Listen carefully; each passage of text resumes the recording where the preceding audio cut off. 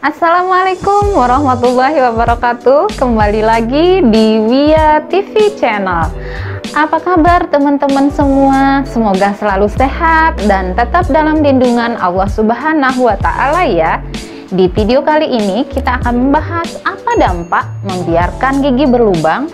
Nah, bagi teman-teman yang belum tahu apa dampaknya terhadap jantung, ginjal, dan organ tubuh yang lain jika membiarkan gigi berlubang, yuk simak video ini sampai selesai. Tapi sebelumnya, salam sehat dulu.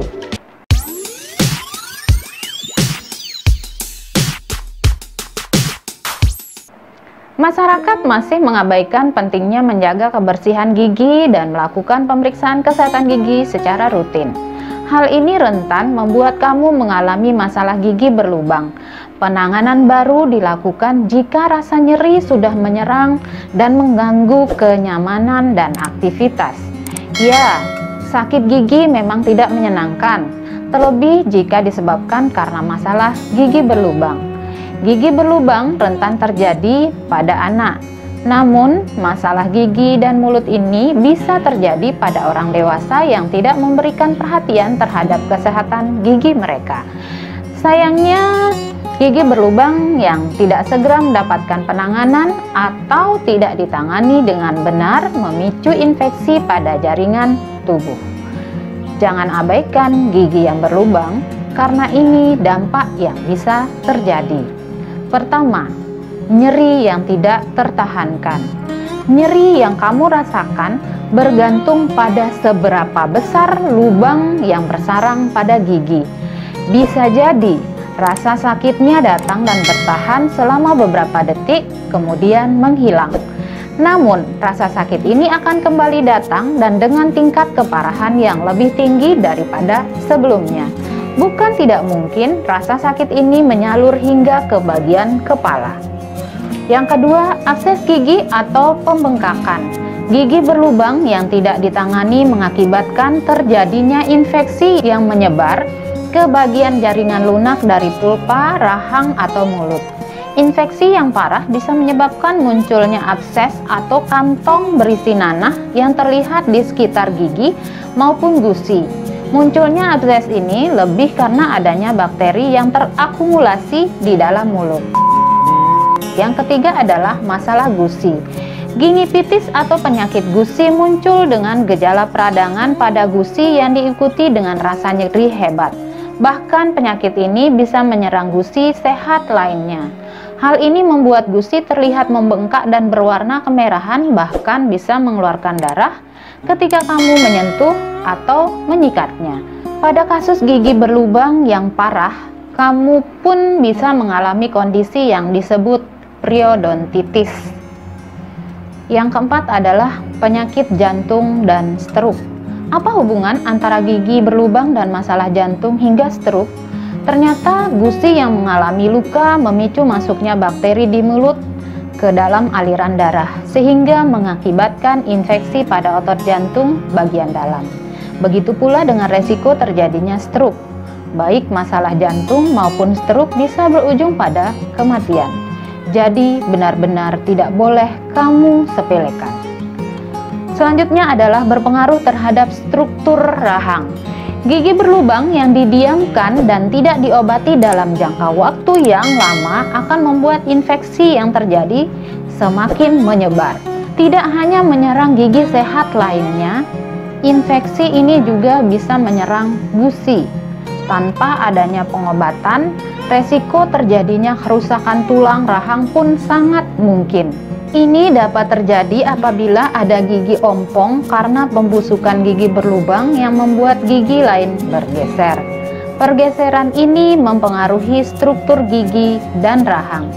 Ternyata dampak dari gigi berlubang yang tidak segera diobati sangat membahayakan. Bahkan sampai ada yang mengancam nyawa. Inilah alasan kamu harus rutin memeriksakan kesehatan gigi minimal setiap 6 bulan sekali, sehingga infeksi bisa dideteksi dini dan penanganan bisa dilakukan. Nah, itu dia materi kita kali ini mengenai dampaknya jika membiarkan gigi berlubang. Semoga materi ini bisa menambah wawasan dan pengetahuan kita tentang kesehatan, serta sebagai langkah awal mengenali penyakit agar bisa sesegera mungkin memeriksakan diri ke petugas kesehatan. Share video ini jika menurut teman-teman bermanfaat.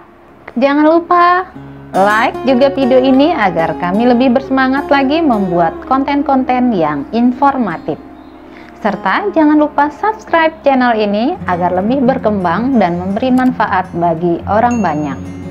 Untuk teman-teman yang punya pertanyaan atau rekomendasi materi apa yang akan kita bahas berikutnya, silahkan ketik komen di kolom komentar. Sekian, assalamualaikum warahmatullahi wabarakatuh. Salam sehat.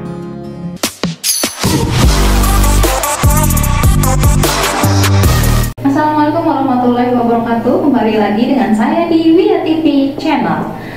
Apa kabar teman-teman semua? Semoga sehat selalu dan tetap dalam lindungan Allah Subhanahu wa Ta'ala ya.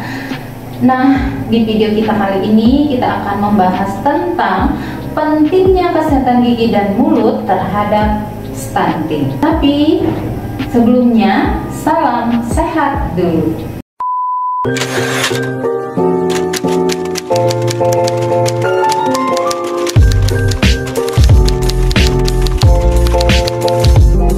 Stunting adalah kondisi status gizi buruk kronis pada periode kritis perkembangan anak yang mempengaruhi tinggi anak yang tidak sesuai dengan usia anak.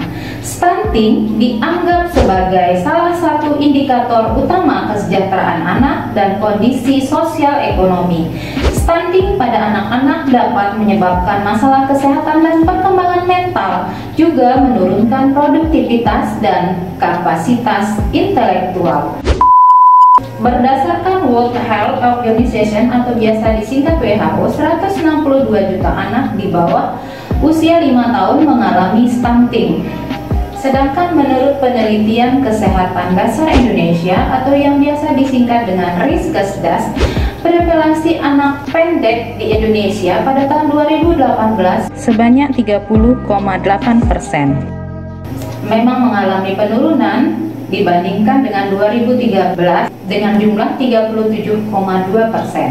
Nah, data terakhir pada Mei 2021 itu mencapai 20,48% untuk jumlah anak pendek di Indonesia.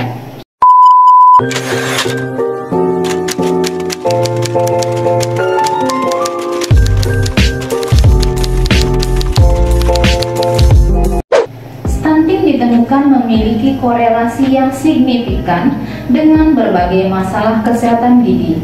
Studi Global Burden of Disease pada tahun 2016 memperkirakan bahwa sekitar 3,58 miliar orang di seluruh dunia memiliki masalah kesehatan mulut dengan 486 juta anak Indonesia karies gigi sulung.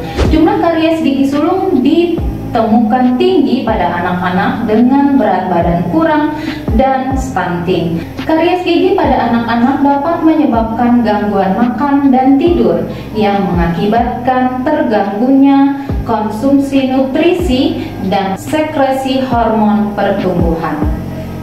Kesehatan mulut adalah komponen penting dalam kesehatan tubuh yang komprehensif. Rongga mulut yang sehat dapat memfasilitasi konsumsi makanan bergizi dengan benar, menjaga kualitas hidup, dan menjaga produktivitas. Kesehatan mulut anak-anak adalah konsep yang kompleks dan melibatkan berbagai faktor seperti genetik, biologis, perilaku, sosial, dan lingkungan.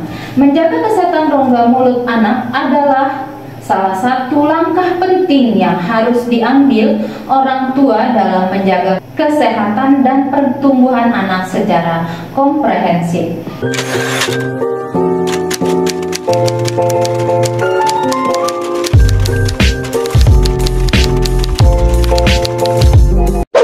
Pencegahan penyakit dapat dilakukan tidak hanya setelah anak-anak lahir, tetapi juga dilakukan saat anak masih dalam kandungan.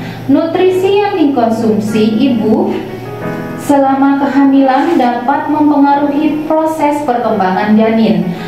Wanita hamil membutuhkan lebih banyak nutrisi dan diet untuk mengakomodasi energi dan kebutuhan nutrisi pertumbuhan bayi dan kesehatan ibu.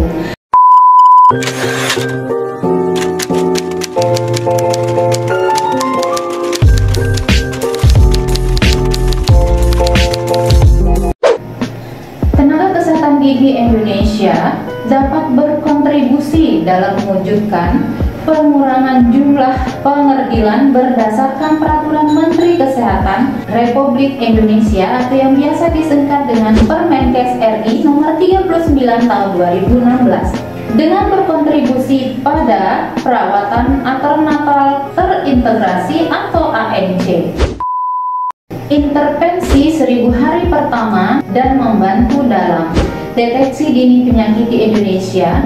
Studi ini dilakukan untuk merangkum dan menggambarkan peran penting tenaga kesehatan gigi dalam pencegahan stunting dan pencegahannya di Indonesia. Peran tenaga kesehatan gigi dan rencana masa depan pencegahan stunting telah ditetapkan oleh pemerintah Indonesia dalam berbagai kegiatan sebagai upaya untuk mengurangi terjadinya stunting diatur dalam Permenkes RI Nomor 39 Tahun 2016. Upaya yang dilakukan ditujukan pada berbagai kategori, yaitu wanita hamil, balita, anak-anak sekolah, remaja, dan dewasa muda. Sebagai seorang tenaga kesehatan gigi, ada sejumlah hal yang dapat dilakukan untuk mengambil bagian dalam mengurangi jumlah stunting di Indonesia, seperti berpartisipasi dalam berkontribusi pada ANC, intervensi 1000 hari pertama, dan membantu dalam deteksi dini penyakit. Menurut WHO, pada tahun 2016, intervensi nutrisi selama kehamilan adalah salah satu prioritas utama dalam ANC. Nutrisi yang buruk pada ibu hamil akan menyebabkan gangguan pada ibu dan janin. Rongga mulut adalah pintu masuk pertama makanan ke tubuh sebelum diproses lebih lanjut di seluruh pencernaan. Oleh karena itu, kesehatan mulut yang buruk akan menyebabkan penurunan penyerapan nutrisi dan dapat menyebabkan ibu kekurangan nutrisi sehingga dapat mempengaruhi janin. Selain itu, penyakit pada rongga mulut salah satunya adalah parodontitis dapat menyebabkan masalah janin seperti preeklamsia. Hal ini telah mendorong tenaga kesehatan gigi Indonesia untuk menjaga kesehatan mulut yang baik pada wanita hamil. Dan bagi teman-teman yang belum tahu apa itu parodontitis, silakan lihat videonya di sini. Status anak lahir, tenaga kesehatan gigi dapat memberikan kontribusi pada 1000 hari pertama dengan intervensi mempertahankan kesehatan rongga mulut anak. Dengan demikian, nutrisi yang diberikan kepada anak dapat diserap dengan baik.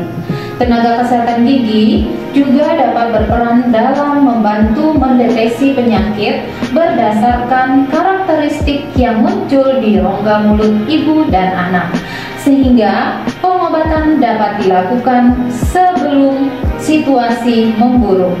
Hal ini menunjukkan bahwa tenaga kesehatan gigi memainkan peran penting dalam menjaga kesehatan mulut sebagai jalur utama untuk masuknya nutrisi ke dalam tubuh sehingga nutrisi dapat diserap dengan baik oleh ibu dan anak. Stunting di Indonesia memiliki hubungan dengan kondisi kesehatan rongga mulut pada ibu dan anak melalui pengaruh pemberian makanan dan gizi oleh ibu yang berhubungan dengan pendidikan, perilaku, dan kesehatan sosial ekonomi keluarga.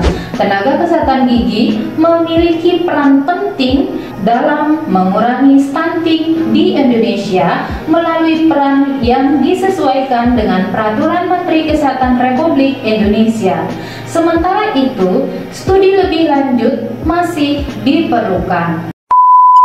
Nah, itu dia pentingnya kesehatan gigi dan mulut dalam mempengaruhi terjadinya stunting. Semoga dari materi ini bisa menambah wawasan dan pengetahuan kita tentang kesehatan gigi dan stunting, serta sebagai langkah awal mengenali penyakit agar bisa segera mungkin memeriksakan diri ke petugas kesehatan. Share video ini jika menurut teman-teman bermanfaat. Jangan lupa like juga video ini agar kami lebih semangat lagi membuat konten-konten yang inovatif. Serta jangan lupa subscribe channel ini agar lebih berkembang dan memberi manfaat bagi orang banyak. Untuk teman-teman yang punya pertanyaan atau rekomendasi materi apa yang akan kita bahas berikutnya, serta jika ada kritik atau saran, silahkan ketik di kolom komentar. Sekian, wassalamualaikum warahmatullahi wabarakatuh. Terima kasih telah menyaksikan video ini sampai selesai. Salam sehat.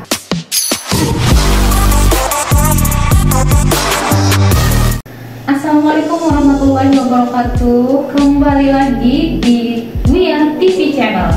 Apa kabar teman-teman semua? Semoga tetap sehat dan selalu dalam lindungan Allah Subhanahu wa Ta'ala.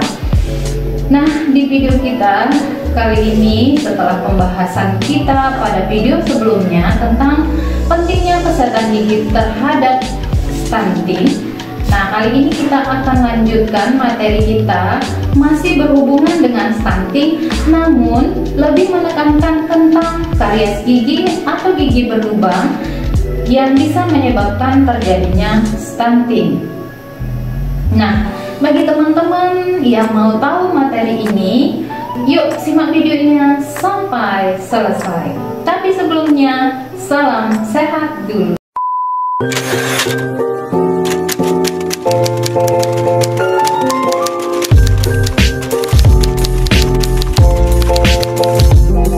Karies gigi bisa menyebabkan stunting. Kok bisa?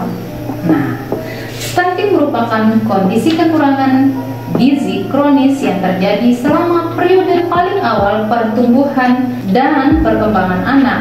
Tidak hanya bertubuh pendek, kondisi stunting ini juga memiliki banyak dampak buruk untuk anak ke depannya. Stunting disebabkan oleh faktor multidimensi sejak dalam kandungan dan tampak saat anak berusia 2 tahun.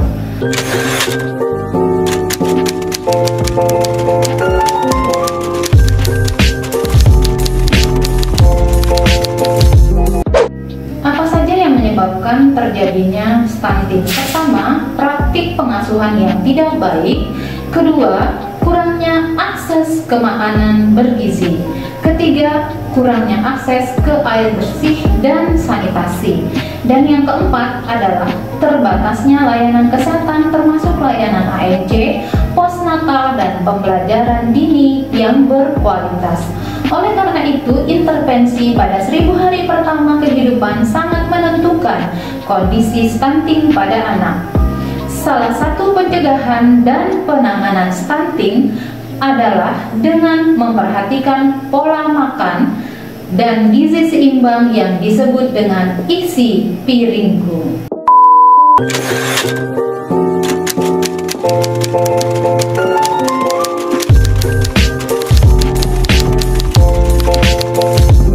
Stunting pada anak memiliki ciri-ciri sebagai berikut. Pertama, kondisi gagal tumbuh pada anak balita sesuai dengan usianya. Kedua, pertumbuhan melambat. Ketiga, pertumbuhan gigi terlambat. Dan keempat, performa buruk pada tes perhatian dan memori belajar. Gigi dibentuk saat janin berusia 4 bulan dalam kandungan, sehingga ibu hamil sangat dianjurkan untuk mengkonsumsi cukup suplemen fluor dan kalsium untuk menunjang pertumbuhan dan perkembangan gigi anak nanti. Namun, tidak berhenti saat hamil saja. Ibu membutuhkan gizi yang baik, tetapi harus terus berlanjut hingga ibu menyusui dan anak dalam tahap makanan pendamping ASI atau yang biasa disebut dengan MPASI. Karies gigi yang tidak dirawat akan berkembang menjadi rampant karies dan menyerang seluruh mahkota gigi dengan melibatkan banyak gigi depan dan belakang akan menjadi lepasnya gigi sulung sebelum waktunya. Nah, kondisi ini akan memberikan dampak negatif terhadap kemampuan anak untuk makan dan mendapatkan asupan gizi yang baik. Akibatnya, jika anak tersebut susah makan karena karies gigi, maka akan memiliki asupan nutrisi per hari yang tidak tercukupi. Daya tahan tubuh melemah dan lebih tinggi mengalami kekurangan gizi dan sakit. Beberapa penelitian menyatakan bahwa gizi yang kurang dan tidak seimbang memiliki hubungan positif terhadap keparahan karies gigi atau gigi berlubang, serta cenderung memiliki angka gigi dengan karies lebih tinggi dibandingkan anak dengan gizi yang cukup. Selain itu, anak dengan kondisi gizi yang kurang akan memiliki kelenjar salipa atrofi. Padahal salipa atau air liur memiliki peran penting untuk membersihkan gigi dan mulut serta mencegah terjadinya karies gigi atau gigi berlubang.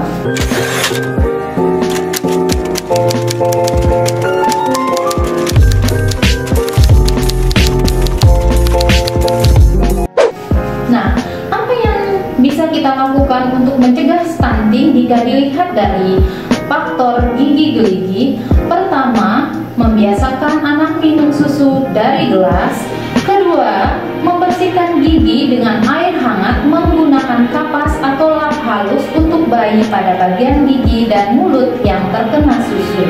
Yang ketiga, mendidik dan membiasakan menyikat gigi setelah gigi tumbuh, setelah makan, dan sebelum tidur. Dan yang keempat adalah pemakaian pasta gigi berfluoride. Kelima, pemeriksaan berkala ke petugas kesehatan gigi ketika anak berusia 2 tahun. Jadi, bagaimana hubungannya antara karies gigi dan stunting?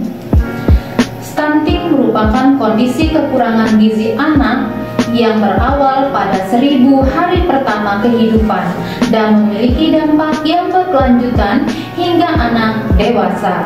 Karies gigi merupakan kondisi rusaknya gigi geligi yang dapat berdampak pada jaringan pendukung gigi, bahkan terhadap kondisi sistemik. Seperti diketahui bahwa kondisi stunting dan karies gigi memiliki hubungan timbal balik. Oleh karena itu, untuk mencegah stunting kita perlu melakukan pemenuhan gizi seimbang dengan menjaga kondisi gigi geligi sehingga anak dapat makan dengan baik. Sebaliknya, mencegah karies gigi dapat kita lakukan dengan pemenuhan gizi seimbang, terutama untuk mendapatkan fungsi salipa yang optimal. Nah, itu dia materi kita kali ini. Semoga bisa menambah wawasan dan pengetahuan kita tentang kesehatan, serta sebagai langkah awal mengenali penyakit agar bisa sesegera mungkin memeriksakan diri ke petugas kesehatan. Share video ini jika menurut teman-teman bermanfaat. Jangan lupa like juga video ini agar kami lebih semangat dalam membuat konten-konten yang informatif dan bermanfaat, serta jangan lupa subscribe channel ini agar lebih berkembang dan memberikan manfaat bagi semua orang. Untuk teman-teman yang punya pertanyaan atau rekomendasi materi apa yang akan kita buat berikutnya, serta jika ada kritik dan saran, silahkan ketik di kolom komentar. Sekian, wassalamualaikum warahmatullahi wabarakatuh, dan terima kasih telah menonton video ini sampai selesai. Salam sehat.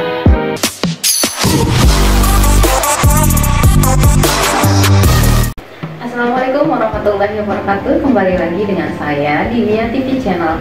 Apa kabar teman-teman semua? Semoga selalu sehat dan tetap dalam lindungan Allah Subhanahu wa Ta'ala. Di video kita kali ini kita akan membahas tentang bagaimana sih tips membersihkan gigi pada bayi dan balita Anda. Nah, apa aja tipsnya? Yuk simak video ini sampai selesai. Tapi sebelumnya, salam sehat dulu.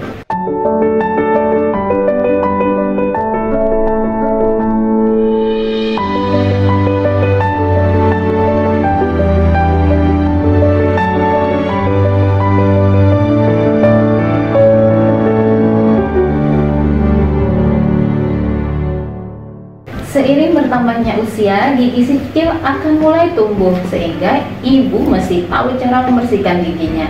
Gigi pada bayi yang juga dikenal dengan gigi susu ini nantinya memang akan tergantikan dengan gigi tetap ketika ia sudah beranjak besar. Meskipun demikian, merawat gigi susu bayi tetaplah penting karena gigi tersebutlah yang akan membantu bayi dalam mengunyah makanan dan bisa berbicara dengan baik. Gigi memang memiliki peran yang sangat besar dalam proses pencernaan makanan. Gigi berfungsi untuk menggigit, merobek, memotong, menggiling, dan mengunyah, sehingga makanan yang masuk ke dalam tubuh bayi akan lebih mudah dicerna. Selain berfungsi untuk memperhalus makanan, gigi susu juga membantu si kecil agar ia bisa tersenyum, tertawa, dan berbicara. Gigi susu juga berperan untuk mempersiapkan tempat bagi gigi permanen untuk tumbuh. Total jumlah gigi susu yang akan dimiliki bayi adalah 20 buah. Gigi-gigi tersebut terdiri atas 4 gigi seri depan, 4 gigi seri samping, dan 4 gigi taring, dan 8 gigi geraham. Ada jeda waktu bagi berbagai jenis gigi susu ini untuk tumbuh, dan jeda waktu tersebut pada setiap bayi adalah berbeda-beda.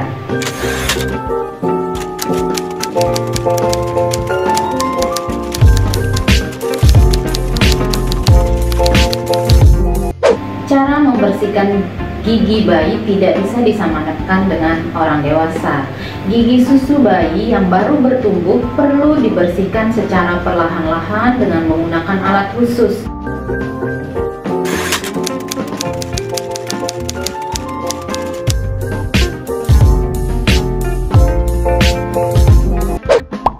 Tips pertama dalam membersihkan gigi bayi adalah menjaga kesehatan mulut bayi bisa mulai ibu lakukan bahkan sebelum gigi susunya tumbuh dengan sempurna. Ibu disarankan untuk rutin membersihkan gusi bayi dengan cara menggosokkan gigi dengan menggunakan lap yang lembut dan agak basah secara perlahan-lahan. Kedua, sama seperti gigi orang dewasa, gusi bayi juga perlu dibersihkan sebanyak 2 kali sehari, yaitu sebelum ia tidur dan setelah makan. Ketiga, bila ibu ingin mengenalkan sikat gigi pada si kecil, ibu bisa menggosok gusinya dengan sikat gigi yang lembut, tapi tidak perlu menggunakan pasta gigi. Ibu hanya perlu membasahi sikat gigi dengan air saja.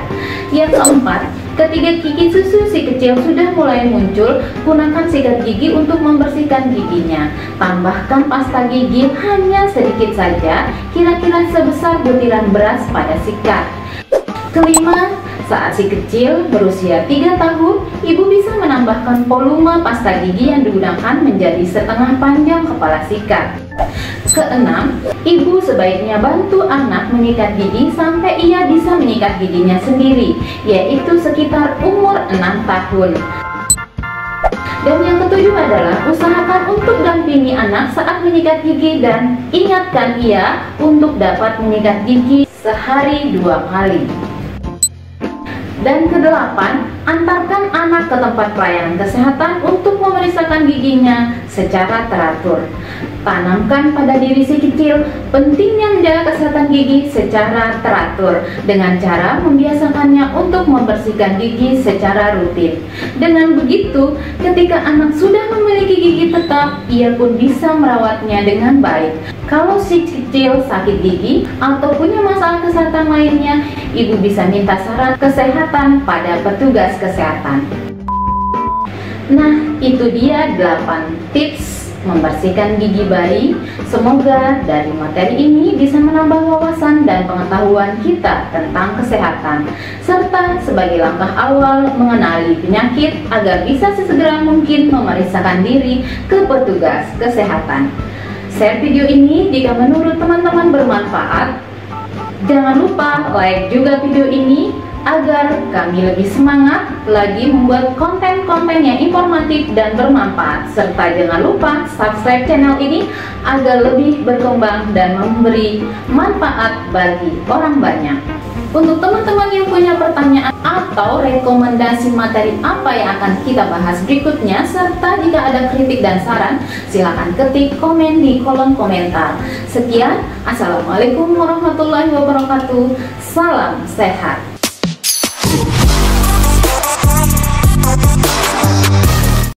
Assalamualaikum warahmatullahi wabarakatuh. Kembali lagi dengan saya di Wia TV Channel. Apa kabar teman-teman semua? Semoga sehat selalu dan dalam lindungan Allah Subhanahu wa Ta'ala. Di video kita kali ini kita akan membahas tentang kebersihan gigi ibu yang bisa mempengaruhi kesehatan janin. Nah, kok bisa ya? Yuk teman-teman yang ingin tahu materinya, yuk kita simak video ini sampai selesai. Tapi sebelumnya, jangan lupa salam sehat dulu. Bagi ibu-ibu yang kini sedang menanti kehadiran si buah hati, sebaiknya selalu memeriksakan kebersihan gigi dan mulut. Meski terkesan sepele, kesehatan gigi dan mulut bisa berakibat negatif pada kesehatan si kecil. Pertama, bisa meningkatkan resiko prematur. Menurut para ahli, infeksi gigi dan mulut merupakan salah satu pintu masuknya kuman ke dalam tubuh. Sayangnya, banyak calon ibu yang tidak menyadarinya. Padahal saat hamil, perdarahan itu mudah terjadi, termasuk pada gigi. Nah, yang perlu calon ibu atau ibu hamil ketahui, penyakit gigi dan gusi ini ternyata bisa meningkatkan resiko kelahiran prematur. Nah, kok bisa? Kata ahli obstetri dan ginekologi, kelahiran prematur sendiri terjadi karena adanya oksitosin dari kuman yang masuk lewat gigi dan gusi. Nah, oksitosin inilah yang memicu kontraksi. Makanya selama masa kehamilan, perawatan gigi dan gusi harus mendapatkan perhatian ekstra. Seperti yang diutarakan oleh ahli-ahli dari American Congress Obstetrician and Gynecologist, kata ahli-ahli di sana, pemeriksaan gigi dan mulut sebaiknya dilakukan saat sebelum hamil atau sebelum kelahiran. Menurut data dari para ahli, sekitar 40% ibu hamil punya masalah periodontitis atau infeksi gusi. Kebanyakan infeksi ini menyerang ibu pada trimester ketiga. Nah, sayangnya hanya kurang dari 10% ibu yang memeriksakan gigi mereka. Jika dibiarkan, kondisi ini bisa menimbulkan sederet masalah lain. Selain infeksi gusi, masalah gigi berlubang juga bisa menyebabkan masalah bagi ibu dan janin. Gigi berlubang dan radang gusi ini bisa memicu infeksi bakteri anaerob. Singkat kata, racun dari bakteri ini bisa merusak gusi sehingga bakteri leluasa masuk dan menyebar ke seluruh tubuh melalui peredaran darah. Yang kedua, menginfeksi janin dalam kandungan. Selama masa kehamilan, pastilah ibu membutuhkan asupan makanan bergizi untuk diri dan janin di dalam rahimnya. Masalahnya, bagaimana jika kondisi gigi tidak mendukung karena ibu mengalami karies, gigi keropos, atau gigi berlubang? Nah, hal ini bisa mengganggu kenyamanan ibu ketika mengasup atau mengunyah makanan dengan baik. Alhasil, janin bisa kekurangan gizi sehingga mengalami gangguan pertumbuhan dalam kandungan. Selain itu, masalah gigi dan mulut pada ibu hamil juga bisa menginfeksi janin di dalam kandungan. Gak percaya? Berdasarkan hasil penelitian yang dimuat Journal of Obstetric Gynecology dari Case Western Reserve University, USA, ibu hamil yang menderita infeksi gusi bisa menularkan infeksi pada janin melalui peredaran darah plasenta. Nah, kata ahli, biang keladinya adalah kuman Fusobacterium nukleotum yang bisa menginfeksi gusi ibu. Nah, setelah diteliti, para ahli menemukan kuman ini di dalam tubuh janin yang bisa mengakibatkan keguguran. Selain itu, ada juga studi dari North Carolina yang menemukan pertumbuhan bakteri lainnya, namanya bakteri Streptococcus mutan, yang merupakan penyebab gigi berlubang. Nah, bakteri ini bisa tersebar ke seluruh tubuh melalui sirkulasi darah hingga mencapai jantung, sehingga menyebabkan gangguan jantung pada ibu hamil. Nah, bagaimana cara mencegah sakit gigi saat hamil? Agar kehamilan tidak terganggu karena masalah-masalah gigi, ibu harus rajin menjaga kebersihan gigi dan mulut. Nah, berikut beberapa tips yang bisa dicoba. Pertama, perbanyak minum air putih. Kedua, sikat gigi 2 kali sehari, terutama pagi setelah sarapan dan malam sebelum tidur. Alangkah lebih baik untuk menggunakan sikat gigi dengan bulu sikat yang halus. Ketiga, berhenti merokok. Keempat, batasi asupan makanan dan minuman manis termasuk minuman bersoda. Kelima, sebagai gantinya, pilihlah buah-buahan segar untuk memuaskan keinginan mengkonsumsi makanan manis. Keenam, hindari menyikat gigi setelah muntah sebab asam lambung masih menempel pada lapisan gigi sehingga bisa menggores lapisan gigi jika segera disikat. Jadi cukup kumur-kumur saja. Ketujuh, sikatlah gigi minimal 1 jam setelah muntah. 8. Hindari obat kumur atau mouthwash yang mengandung alkohol. Nah, sekian dulu materi kita kali ini tentang kebersihan gigi ibu yang bisa mempengaruhi kesehatan janin. Semoga dari materi ini bisa menambah wawasan dan pengetahuan kita tentang kesehatan serta sebagai langkah awal kita untuk mengenali penyakit agar bisa sesegera mungkin untuk memeriksakan diri kita ke pusat kesehatan atau ke petugas kesehatan terdekat. Share video ini jika menurut teman-teman bermanfaat dan jangan lupa like juga video ini agar kami lebih bersemangat lagi untuk membuat konten-konten yang informatif dan bermanfaat. Serta jangan lupa subscribe channel ini agar lebih berkembang dan memberi manfaat bagi orang banyak. Untuk teman-teman yang punya pertanyaan atau rekomendasi materi apa yang akan kita bahas berikutnya, silahkan ketik komen di kolom komentar. Sekian, terima kasih telah menonton video ini sampai selesai. Assalamualaikum warahmatullahi wabarakatuh. Salam sehat.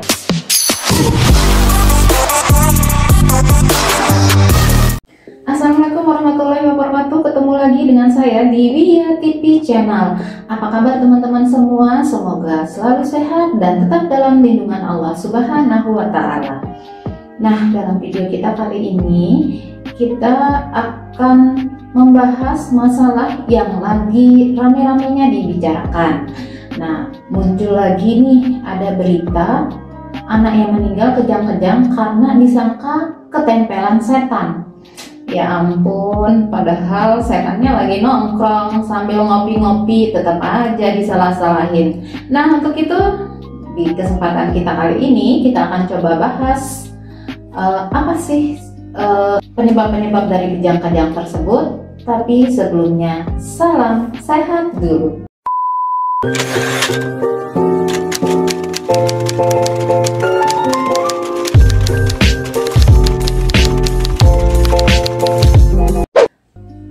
Kejang itu, kejang demam atau penyakit staph adalah kejang pada anak yang dipicu oleh demam, bukan kelainan di otak. Kejang demam biasanya terjadi pada anak usia 6 bulan hingga 5 tahun. Ketika mengalami kejang demam, tubuh anak akan berguncang hebat diiringi gerakan menyentak di lengan dan tungkai, serta kehilangan kesadaran. Kejang demam akan terlihat menyeramkan terutama bagi orang tua, padahal kejang pada anak-anak yang terjadi saat demam umumnya tidak berbahaya dan bukan merupakan gejala penyakit serius.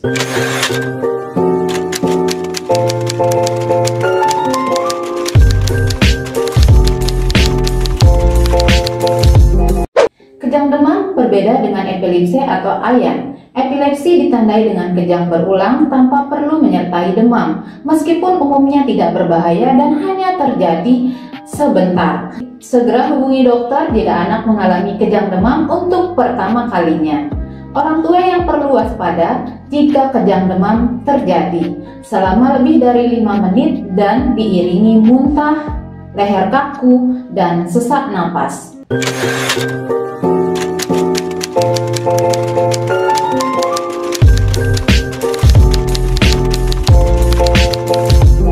Penyebab terjadinya kejang demam belum diketahui dengan pasti. Akan tetapi, demam yang menimbulkan kejang pada anak-anak dapat dipicu oleh beberapa hal, yaitu 1. Setelah imunisasi. Pada beberapa anak, pemberian imunisasi dapat menimbulkan demam yang bisa memicu terjadinya kejang demam.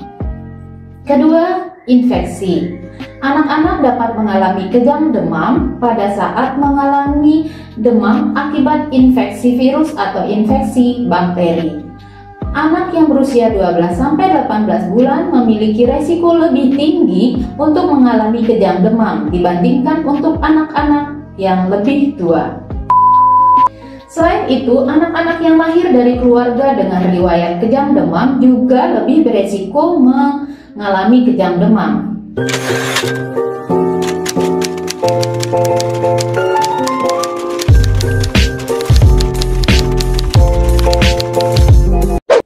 Nah, bagaimana pertolongan pertama jika terjadinya kejang? 1. Pastikan Anda sebagai penolong untuk tetap tenang, longgarkan pakaian korban biar lebih mudah bernapas dan leluasa bergerak. Kedua, kendalikan resiko cedera. Jauhkan korban dari benda-benda berbahaya seperti pisau, alat main yang mudah roboh, listrik, dan benda-benda lain yang mudah pecah. Ketiga, kendalikan resiko aspirasi. Aspirasi adalah masuknya benda asing seperti cairan atau muntahan ke saluran napas.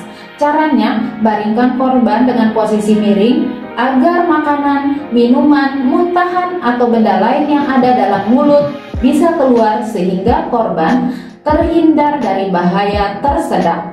Pada saat membaringkan korban, jangan melawan arah kejang. Maksudnya, jangan lawan arah kejang. Jangan lawan kejang korban dengan mencengkram badannya terlalu kuat, menghentikan kejang secara paksa, atau menahan tangan dan kakinya. Malah itu akan menambah cedera dan bikin korban makin kesakitan. Keempat, dengan hati-hati dan tanpa melawan arah kejang, letakkan bantal atau barang lembut lainnya seperti cushion, jaket korban, kain, dan lain-lain di bawah kepala korban. Kelima, jangan memasukkan benda apapun ke dalam mulut.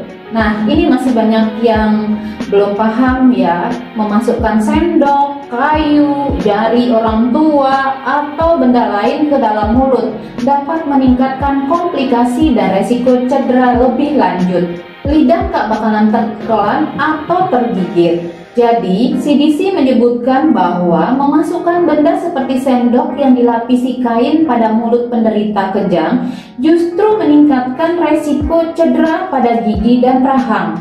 Sebagian kasus menyebutkan bahwa memasukkan sesuatu di dalam mulut pada korban kejang dapat beresiko menyumbat saluran napas. Dilarang memberi minum korban yang sedang kejang. Pemberian minum pada korban ketika kejang dapat meningkatkan resiko aspirasi sehingga memicu sumbatan jalan napas. Apalagi kalau ngasih kopi pada korban ketika kejang, adalah mitos kalau anak kejang dikasih kopi. Beberapa penelitian menunjukkan bahwa kafein pada kopi justru dapat meningkatkan frekuensi kejang karena kemampuannya mengganggu kerja neurotransmitter pada otak. Terus air liur korban kejang menular. Kok bisa? Nah, stop deh mitos-mitos seperti ini karena tidak berdasarkan, justru berbahaya. Amati atau rekam apa yang terjadi pada korban kejang karena dapat menjadi informasi berharga bagi dokter. Catat lama kejang, Orang tua atau penolong harus tetap berada di samping anak atau korban hingga kejang berhenti. Kemudian, bawa korban ke UGD terdekat dan tunjukkan rekamannya pada petugas. Pemberian obat penurun demam untuk meredakan demam atau panas pada korban kejang tidak efektif untuk menghentikan kejang. Obat penurun panas diberikan ketika korban demam, bukan ketika kejang. Jadi jangan keliru dan perhatikan baik-baik.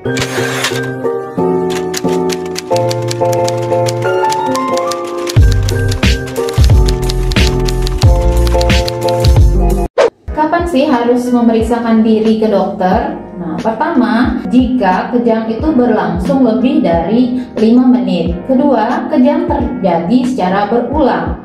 Ketiga, korban mengalami kesulitan bernapas. Dan keempat, korban mengalami cedera pasca kejang.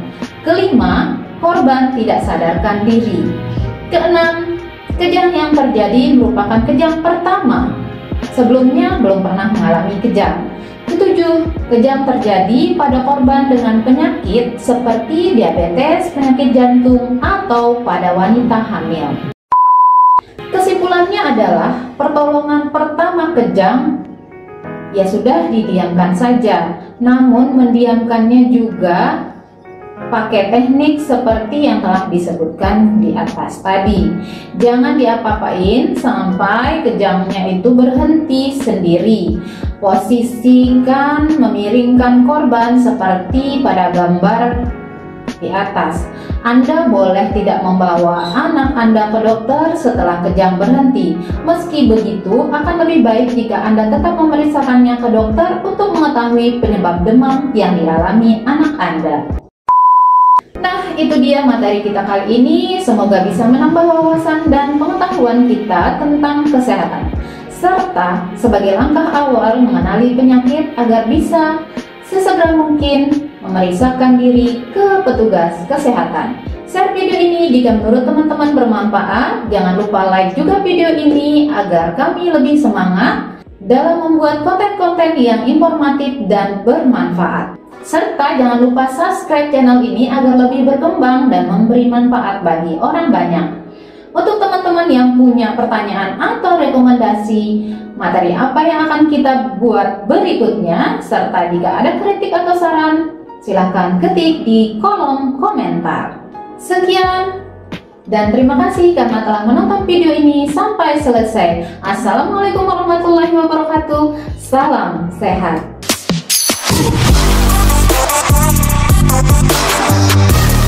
Assalamualaikum warahmatullahi wabarakatuh. Kembali lagi di Wia TV Channel. Apa kabar teman-teman semua? Semoga tetap sehat dan selalu dalam lindungan Allah Subhanahu wa Ta'ala.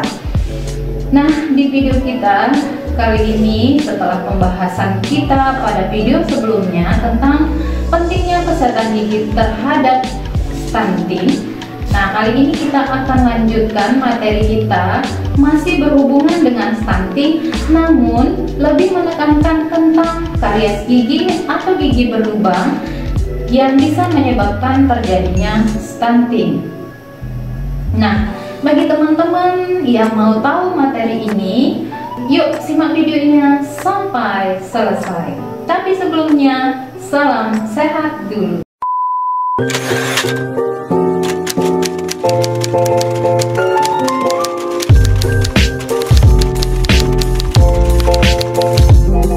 Karies gigi bisa menyebabkan stunting. Kok bisa?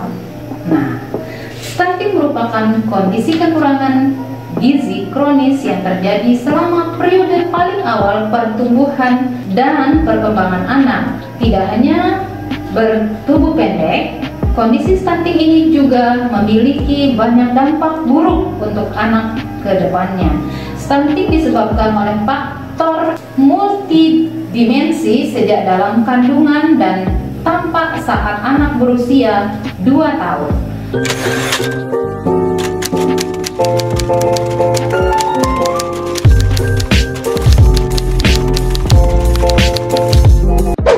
Apa saja yang menyebabkan terjadinya stunting? Pertama, praktik pengasuhan yang tidak baik. Kedua, kurangnya akses ke makanan bergizi. Ketiga, kurangnya akses ke air bersih dan sanitasi. Dan yang keempat adalah terbatasnya layanan kesehatan termasuk layanan AEC, postnatal, dan pembelajaran dini yang berkualitas. Oleh karena itu, intervensi pada 1000 hari pertama kehidupan sangat menentukan kondisi stunting pada anak.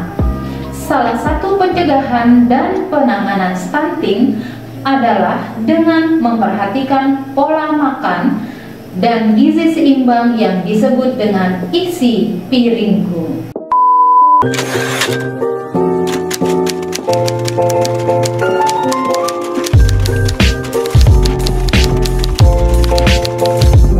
Stunting pada anak memiliki ciri-ciri sebagai berikut. Pertama, kondisi gagal tumbuh pada anak balita sesuai dengan usianya. Kedua, pertumbuhan melambat. Ketiga, pertumbuhan gigi terlambat. Dan keempat, performa buruk pada tes perhatian dan memori belajar.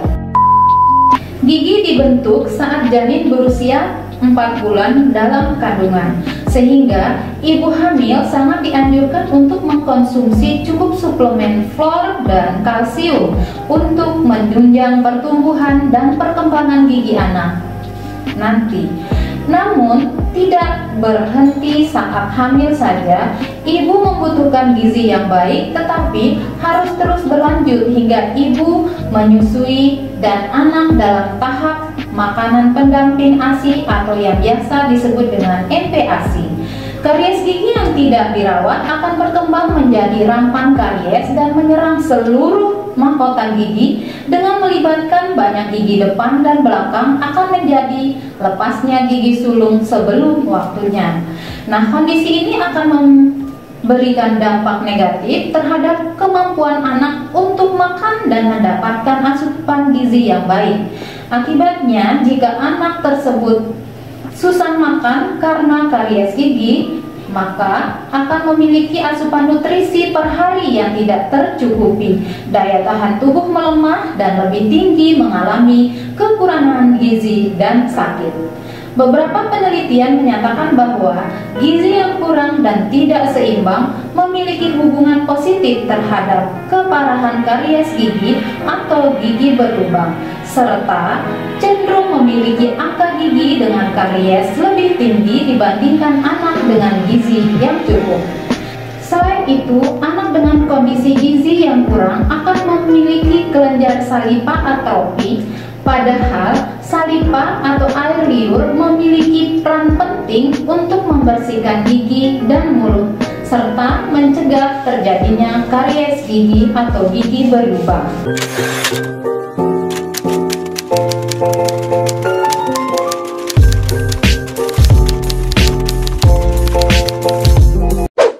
Nah, apa yang bisa kita lakukan untuk mencegah stunting jika dilihat dari faktor gigi geligi?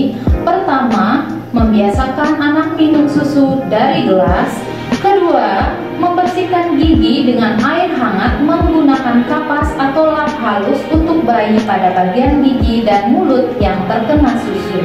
Yang ketiga, mendidik dan membiasakan menyikat gigi setelah gigi tumbuh, setelah makan, dan sebelum tidur. Dan yang keempat adalah pemakaian pasta gigi berfluoride. Kelima, pemeriksaan berkala ke petugas kesehatan gigi ketika anak berusia 2 tahun. Jadi, bagaimana hubungannya antara karies gigi dan stunting? Stunting merupakan kondisi kekurangan gizi anak yang berawal pada 1000 hari pertama kehidupan dan memiliki dampak yang berkelanjutan hingga anak dewasa. Karies gigi merupakan kondisi rusaknya gigi geligi yang dapat berdampak pada jaringan pendukung gigi, bahkan terhadap kondisi sistemik. Seperti diketahui bahwa kondisi stunting dan karies gigi memiliki hubungan timbal balik. Oleh karena itu, untuk mencegah stunting kita perlu melakukan pemenuhan gizi seimbang dengan menjaga kondisi gigi keliti sehingga Anda dapat makan dengan baik. Sebaliknya, mencegah karies gigi dapat kita lakukan dengan pemenuhan gizi seimbang, terutama untuk mendapatkan fungsi saliva yang optimal. Nah, itu dia materi kita kali ini. Semoga bisa menambah wawasan dan pengetahuan kita tentang kesehatan, serta sebagai langkah awal mengenali penyakit agar bisa sesegera mungkin memeriksakan diri ke petugas kesehatan. Share video ini jika menurut teman-teman bermanfaat. Jangan lupa like juga video ini agar kami lebih semangat dalam membuat konten-konten yang informatif dan bermanfaat, serta jangan lupa subscribe channel ini agar lebih berkembang dan memberikan manfaat bagi semua orang. Untuk teman-teman yang punya pertanyaan atau rekomendasi materi apa yang akan kita buat berikutnya, serta jika ada kritik dan saran, silahkan ketik di kolom komentar. Sekian, wassalamualaikum warahmatullahi wabarakatuh, dan terima kasih telah menonton video ini sampai selesai. Salam sehat.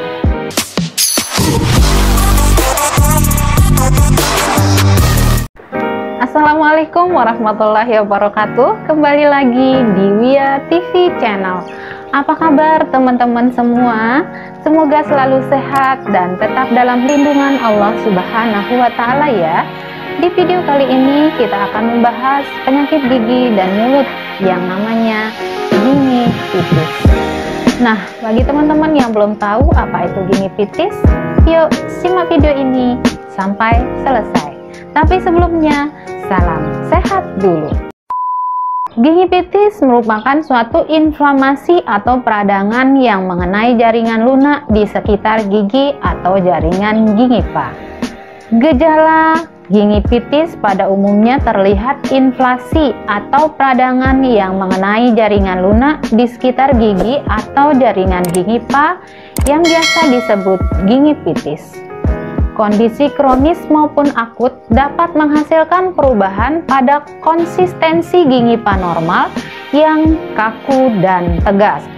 Peradangan gingiva terjadi resisi ke apikal menyebabkan celah menjadi lebih lebar dan meluas ke permukaan akar. Penyebab dan faktor resiko gingivitis. Gingivitis itu disebabkan oleh faktor primer dan faktor sekunder. Faktor primer dari gingivitis adalah plak. Plak gigi adalah deposit lunak yang membentuk biofilm yang menumpuk ke permukaan gigi atau permukaan jaringan keras di rongga mulut. Penggunaan antibiotik yang berspektrum luas secara berkepanjangan juga merupakan salah satu faktor resiko. Kondisi tersebut dapat terjadi pertumbuhan mikroorganisme secara berlebihan, khususnya jamur dan bakteri.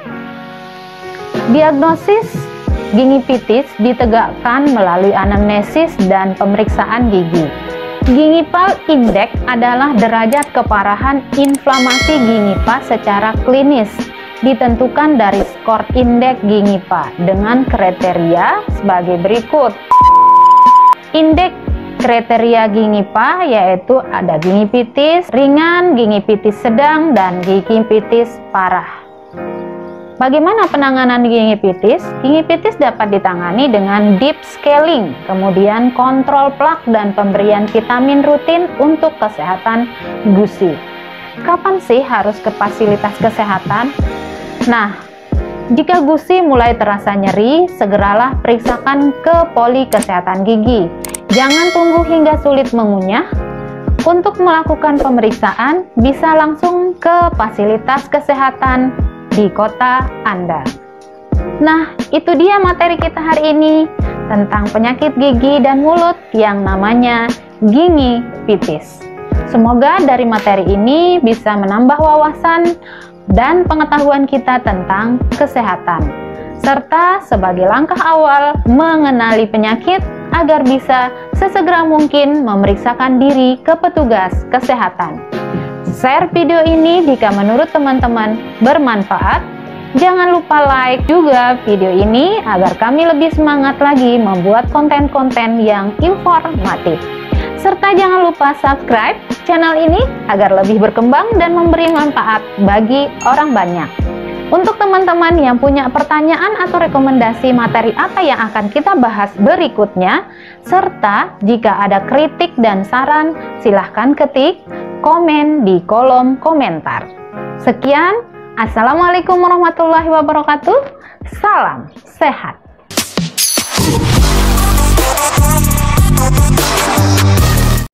Assalamualaikum warahmatullahi wabarakatuh. Kembali lagi di Wia TV Channel.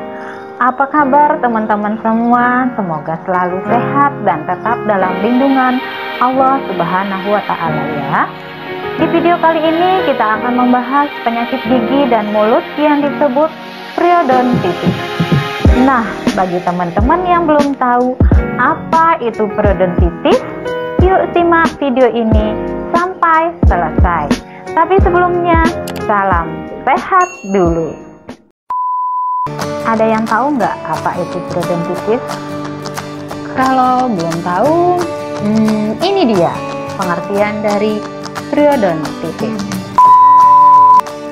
Periodontitis disebut juga penyakit gusi, merupakan kondisi gusi dan struktur periodontal atau sekitar gigi mengalami peradangan. Radang gusi ini adalah respon tubuh terhadap bakteri yang berkumpul di gigi dan daerah sekitarnya. Meskipun merupakan bentuk dari sistem pertahanan tubuh, periodontitis dapat menyebabkan kerusakan serius. Gejala periodontitis, gusi yang sehat terlihat kokoh dan berwarna merah muda pucat, serta menyokong gigi dengan baik. Gejala yang nampak pada periodontitis diantaranya gusi bengkak, gusi berwarna merah, gelap atau keunguan, gusi yang nyeri saat disentuh, gusi yang berdarah dengan mudah, gusi yang terlepas dari gigi membuat gigi terlihat lebih panjang dari normalnya, terbentuknya rongga di antara gigi, nanah antara gigi dan gusi, napas bau, gigi goyang, nyeri saat mengunyah. Itulah tanda-tanda gejala periodontitis. Sekarang penyebab dan faktor resiko periodontitis. Dalam kebanyakan kasus, periodontitis dimulai dengan plak biofilm lengket yang terdiri dari bakteri. Jika tidak ditangani, plak akhirnya dapat berkembang menjadi periodontitis. Plak terbentuk pada gigi ketika pati dan gula dalam makanan berinteraksi dengan bakteri yang biasanya ditemukan di mulut. Menyikat gigi 2 kali sehari dan flossing sekali sehari membantu menghilangkan plak. Tetapi plak dapat kembali terbentuk dengan cepat. Plak bisa mengeras di bawah garis gusi dan menjadi karang gigi atau kalkulus jika tidak dibersihkan, sehingga lebih sulit dihilangkan dan dipenuhi bakteri. Semakin panjang plak dan karang gigi yang tersisa di gigi, semakin banyak kerusakan yang disebabkan. Plak dapat menyebabkan gingivitis, bentuk penyakit periodontal yang paling ringan. Gingivitis adalah iritasi dan peradangan pada bagian gusi di sekitar pangkal gigi atau gingiva. Gingivitis dapat disembuhkan dengan perawatan profesional dan perawatan mulut yang baik. Peradangan gusi yang berlangsung menyebabkan periodontitis, yang akhirnya menyebabkan terbentuknya kantong di antara gusi dan gigi yang terisi oleh plak, karang gigi, dan bakteri. Pada akhirnya, kantong-kantong ini menjadi lebih dalam, terisi dengan lebih banyak bakteri. Jika tidak diobati, infeksi yang dalam hal ini bisa menyebabkan hilangnya jaringan lunak dan juga tulang, yang pada akhirnya menyebabkan penderita kehilangan 1 atau lebih gigi. Selain itu, peradangan kronis yang sedang berlangsung dapat memberatkan sistem kekebalan tubuh penderita. Faktor-faktor yang dapat meningkatkan resiko periodontitis meliputi radang gusi, kebiasaan kesehatan mulut yang buruk, merokok atau mengunyah tembakau, usia yang lebih tua, perubahan hormonal seperti yang berkaitan dengan kehamilan atau menopause, penyalahgunaan obat-obatan terlarang, kegemukan dan obesitas, nutrisi yang tidak memadai termasuk kekurangan vitamin C, genetika, obat-obatan tertentu yang menyebabkan mulut kering, atau kondisi gusi berubah. Kondisi itu menyebabkan kekebalan tubuh menurun seperti leukemia, HIV atau AIDS, dan pengobatan kanker. Penyakit tertentu seperti diabetes, rheumatoid arthritis, dan penyakit Crohn. Diagnosa biasanya dilakukan dengan cara mengulas riwayat medis penderita untuk mencari adanya faktor resiko terjadinya periodontitis. Selain itu juga akan dilakukan pemeriksaan mulut termasuk pengukuran kedalaman kantong antara gusi dan gigi. Pemeriksaan penunjang yang dapat dilakukan antara lain adalah sinar X. Penanganan periodontitis bertujuan untuk membersihkan kantong antara gigi dan gusi dan untuk mencegah kerusakan lanjut. Penanganan non-surgikal termasuk scaling untuk menghilangkan tartar dan bakteri dari permukaan gigi dan di balik gusi. Root planing untuk menghaluskan permukaan akar saraf dengan tujuan mengurangi dan menghilangkan bakteri dan hal-hal lain yang berkontribusi pada peradangan gusi. Antibiotik topikal dan oral dapat mengendalikan infeksi. Jika periodontitis yang terjadi sudah masuk dalam tahap lanjut, maka mungkin diperlukan tindakan surgikal seperti operasi reduksi kantong, cangkok jaringan lunak untuk memperbaiki struktur gusi, cangkok tulang jika periodontitis sudah menyebabkan kerusakan tulang yang menyokong akar gigi, regenerasi jaringan, aplikasi protein yang menstimulasi perbaikan jaringan pada akar gigi. Pencegahan periodontitis yang dapat dilakukan antara lain adalah menjaga kebersihan mulut dengan baik dengan cara menyikat gigi dan flossing, menjaga berat badan, menghindari rokok, dan penggunaan zat-zat berbahaya lainnya. Jika kamu mengalami gejala di atas, segera periksakan diri ke fasilitas kesehatan di kota Anda untuk mendapatkan penanganan lebih lanjut. Penanganan yang cepat dan tepat akan menghindari kamu dari komplikasi berbahaya.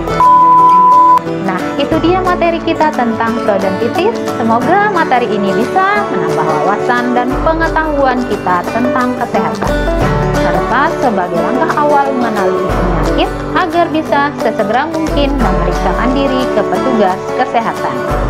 Share video ini jika menurut teman-teman bermanfaat. Jangan lupa like juga video ini agar kami lebih bersemangat lagi membuat konten-konten yang informatif. Serta jangan lupa subscribe channel ini agar lebih berkembang dan memberi manfaat bagi orang banyak. Untuk teman-teman yang punya pertanyaan atau rekomendasi materi apa yang akan kita bahas berikutnya, serta jika ada kritik dan saran, silahkan ketik di kolom komentar. Sekian, wassalamualaikum warahmatullahi wabarakatuh. Salam sehat.